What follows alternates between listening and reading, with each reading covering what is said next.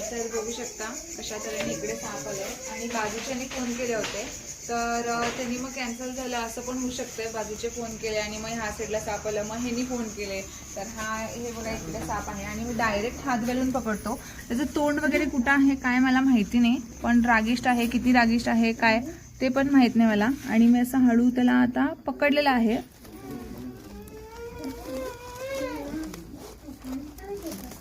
तर किती रागिष्ट आहे किंवा त्याचं तोंड कुठं आहे ते काही मला माहित नाही. आणि हा साप तर असा रागिष्ट असतोच आणि हुंदीर वगैरे सॉरी बेडूक वगैरे खायला येतो आणि पाण्यात राहणारा हा साप आहे. आणि रागिष्ट असून सुद्धा तो बघा माझ्या हातावरती कसं त्याचं तोंड ठेवून बसलाय, पण बाईट केला नाही. खूप रागिष्ट असतो, चावतो फार. आणि हुंदीर वगैरे खायला तुमच्या इकडे वगैरे असे साप येऊ शकतात. आणि हा पाण्यात राहणारा साप आहे.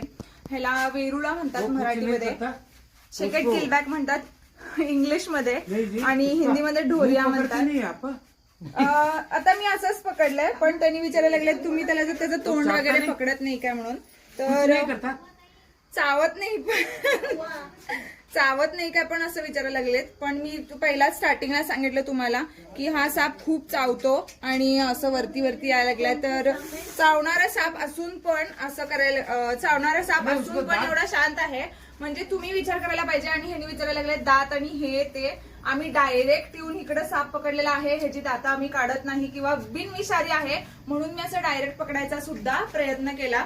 तर त्यांनी विचारायला लागलेत की साप चावत नाही काय, चावत नाही काय. मी तर म्हटलं हा साप खूप चावतो. तर मी तुम्हाला हे बघा मी एवढ्या जवळ पकडायला लागलोय आणि हे बघा असं चावायला लागलंय काय बघा हा साप. आणि माझ्या इकडे तोंड आहे हाताकडे वगैरे. तर ते मनामध्ये भीती आहे, त्यांचं तरी आयुष्य गेलं का गेलं, एवढे वयस्कर सुद्धा झाले त्यांनी, पण सगळेजण हेच सांगतात लहानपणीपासून, म्हणजे जे लहानपणी मी किंवा लहान असलो किंवा कोणीही लहान असलं तर आमच्या घरातले वडील किंवा आजी आजोबा हेच सांगतात की साप डेंजर आहे, साप चावतो. खरं कधी हे नाही सांगितलं की गाडी सुद्धा डेंजर आहे, गाडी चालवू नका हेल्मेट नसताना.